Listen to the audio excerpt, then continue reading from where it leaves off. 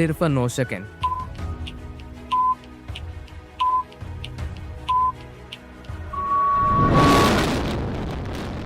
और 70 करोड़ की 40 मंजिला बिल्डिंग मिट्टी में मिट गई। This is the first time that something like this is happening. 29 floors and 32 floors, 2 towers. Supertech emerald court के 2 टावर गिराने का आदेश यहाँ पर दिया गया है। Amount to 5,000 trucks full of debris here. के सामने रहते हैं, क्या बताना चाहते हो? बहुत डर लग रहा है भाई। Sorry for them, those who have actually invested and lost their money.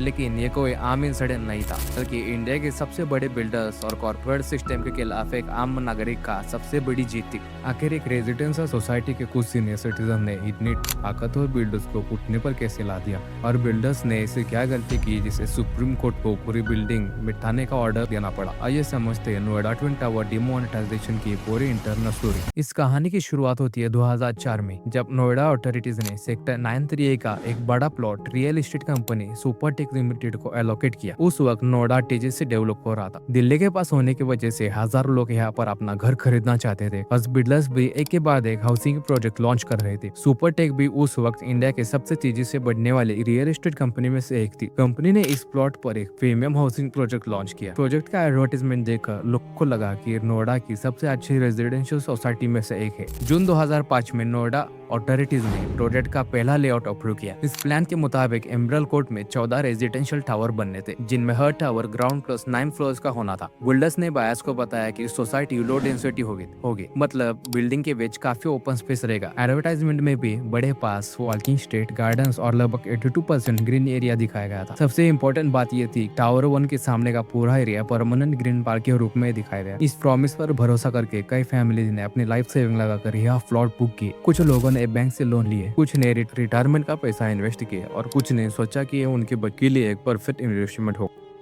Project की कंस्ट्रक्शन शुरू हो गई और धीरे धीरे लोगों को पोजीशन भी मिलना शुरू हो गया था। सोसाइटी में फैमिली शिफ्ट होने लगी और उन्हें लगने लगा कि बिल्डर्स ने जो वादे किए वो पूरे होंगे। लेकिन इसी दौरान सुपरटेक ने नोएडा अथॉरिटीज के सामने प्रोजेक्ट का पहला रिवाइज्ड प्लान सबमिट किया। 2006 में अथॉरिटीज ने रिवाइज को अप्रूव कर दिया। कुछ टावर्स की हाइट बढ़ा दी गई, एक नया टावर्स और एक शॉपिंग कॉम्प्लेक्स ऐड कर दी गई। इसी बदलाव ने रेजिडेंशियल को ज्यादा प्रॉब्लम नहीं हुई, क्योंकि ग्रीन एरिया अभी प्रोजेक्ट का हिस्सा था और बिल्डर्स बार बार यही कह रहे थे कि टावर 1 के सामने का पार्क वैसे ही रहेगा। लेकिन असली बदलाव कुछ साल बाद हुआ। 2009 में सुपरटेक फिर नोएडा अथॉरिटीज के पास एक और रिवाइज्ड लेआउट लेकर पहुंचे। इस बार कंपनी ने अथॉरिटीज से एडिशनल फ्लोर एरिया रेशियो यानी कि फार खरीदा और पुराने प्लान्स को पूरी तरह बदल दिया। जहां पहले शॉपिंग कॉम्प्लेक्स और ओपन स्पेस दिखाया गया था, उसी जगह 2 नए हाई राइजिंग टावर बनाने का प्रपोजल दिया गया। इसका नाम रखा गया CNX और एपेक्स। पहले इन टावर्स को 21 फ्लोर्स का बनाना था, लेकिन ये सिर्फ शुरुआत थी। 2012 में सुपरटेक एक बार फिर से रिवाइज्ड प्लान लेकर नोएडा अथॉरिटीज के पास पहुंचे। कंपनी ने दोबारा एडिशनल फार खरीदा और इस बार टावर की हाइट और बढ़ा दी गई। जो टावर पहले 24 फ्लोर्स का होने वाला था,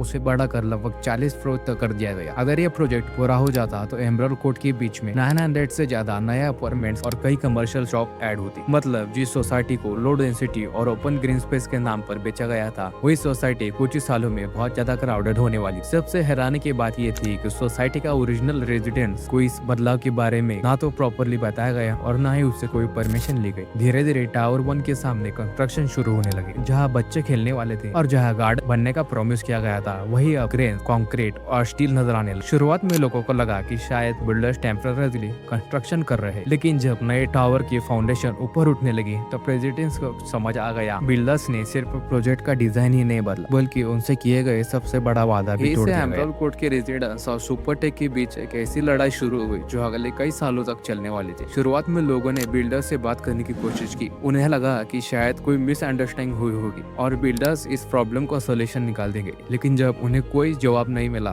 और कंस्ट्रक्शन भी बिना रुके आगे बढ़ते रही, तब रेजिडेंट्स को एहसास हुआ कि अगर अब आवाज नहीं उठाई तो कुछ सालों बाद उनके सामने 2 बहुत बड़े टावर्स खड़े होंगे और उनके पास सिर्फ पछतावा रह जाएगा। जब रेजिडेंट्स को यह समझ आया कि बिल्डर सिर्फ प्रोजेक्ट में छोटा मोटा बदलाव नहीं कर रहे, बल्कि पूरी सोसाइटी का ओरिजिनल लेआउट ही बदल दिया गया है तो उन्होंने सबसे पहले सुपरटेक से जवाब मांगा। बिल्डर्स का कहना था कि नोएडा अथॉरिटीज ने उन्हें सारे अप्रूवल्स मिल चुकी है, इसलिए कंस्ट्रक्शन पूरी तरह लीगल है। लेकिन रेजिडेंट्स का सवाल कुछ और ही था। उनका कहना था कि जब उन्हें फ्लैट खरीदे थे तब उन्हें ग्रीन पार्क और ओपन स्पेस का प्रॉमिस किया गया। अगर उसी जगह पर 2 40 स्टोर टावर्स से भर दी जाए तो उन्हें जिस प्रोजेक्ट किया था वो पूरी तरह बदल जाएगा। शुरुआत में लोगों ने सोचा कि शायद ये इशू बस से सॉल्व हो जाएगा। सोसाइटी के कुछ मेंबर्स बिल्डर के ऑफिस गए, नोएडा अथॉरिटीज के ऑफिस से मिलने और कंस्ट्रक्शन रोकने की रिक्वेस्ट भी की, लेकिन हर जगह उन्हें लगभग एक ही जवाब मिल रहा था। बिल्डर के पास अप्रूवल है और कंस्ट्रक्शन रूल के हिसाब से हो रहा है। इसके बाद एमराल्ड कोर्ट के लोग एक साथ आए और emerald court ownership residential welfare association ECO को और मजबूत बनाया गया। अब ये सिर्फ कुछ लोगों की प्रॉब्लम नहीं बल्कि पूरी सोसाइटी की लड़ाई बन चुकी थी। इस लीगल फाइट की सबसे इंटरेस्टिंग बात ये थी कि इसके पीछे कोई बड़े बिजनेसमैन या पॉलिटिकल लीडर नहीं थे। इस लड़ाई की जिम्मेदारी कुछ रिटायर्ड प्रोफेशनल ने उठाई थी। इनमें उदयबान सिंह थे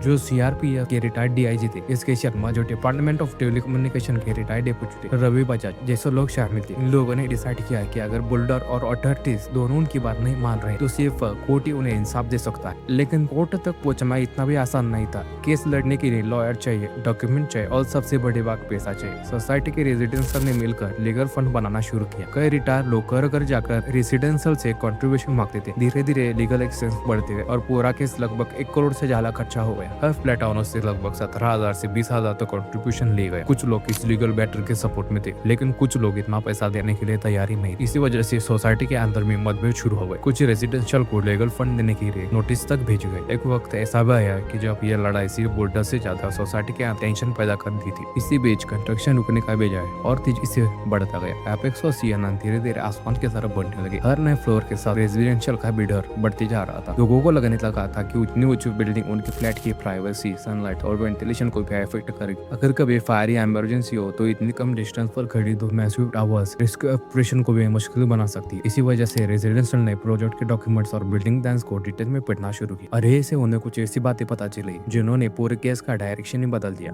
डॉक्यूमेंट देखने के बाद रेजिडेंशियल ने नोटिस किया कि बिल्डर ने सिर्फ लेआउट ही नहीं बदला बल्कि टावर के बीच की मिनिमम डिस्टेंस को लेकर भी सीरियस वायलेशन हुए थे। बिल्डिंग रेगुलेशन के हिसाब से इतनी ऊंची रेजिडेंशियल टावर के बीच काफी ज्यादा ओपन स्पेस होना चाहिए था, लेकिन एपेक्स और सियान को एग्जिस्टिंग बिल्डिंग के बहुत करीब खड़ा कर दिया गया था। सिर्फ इतना ही नहीं, जिस ओपन ग्रीन एरिया को ओपन स्पेस बताकर फ्लैट बेचे गए थे वही एरिया नए टावर्स की कंस्ट्रक्शन के लिए यूज किया जा रहा था। रेजिडेंट्स का मानना था कि बिल्डर्स ने बिना उनके परमिशन के पूरे प्रोजेक्ट का चारित्र बदल दिया। जब ये डॉक्यूमेंट्स कोर्ट के सामने रखे गए तब एक और बात सामने आई जो और भी ज्यादा हैरान करने वाली थी। हर बार जब सुपरटेक प्रोजेक्ट का लेआउट बदलता था, नोएडा अथॉरिटीज उसे अप्रूवल दे देते, चाहे टावर की हाइट बढ़ानी हो, एडिशनल फार लेना हो या ग्रीन एरिया की जगह नए टावर बनाना हो। लगभग हर रिवीजन को अथॉरिटीज ने परमिशन दे दी। इसी वजह से रेजिडेंशियल का शक धीरे धीरे बिल्डर से हटकर नोएडा अथॉरिटीज पर भी जाने लगा। अगर अथॉरिटीज चाहती तो शायद ही कंस्ट्रक्शन रोक दिया था। लीगल बैटल अब सिर्फ सुपरटेक के खिलाफ नहीं रहते। अब सवाल यह भी था कि नोएडा अथॉरिटी ने इतने सारे ऑब्जेक्शन के बाद भी हर अप्रूवल कैसे दे दिया। कोर्ट में बिल्डर बार बार ये कहते रहे कि उन्होंने जो भी कंस्ट्रक्शन किया है वो अथॉरिटीज के परमिशन से किया। इसी आर्गुमेंट के साथ ही केस धीरे धीरे इलाहाबाद हाई कोर्ट तक पहुंच गया। और ये नोएडा ट्विन टावर की कहानी सिर्फ एक हाउसिंग डिस्प्यूट नहीं बल्कि पूरे देश के रियल एस्टेट सेक्टर के लिए एक एग्जाम्पल बन गई। इलाहाबाद हाई कोर्ट में केस शुरू तो हुआ।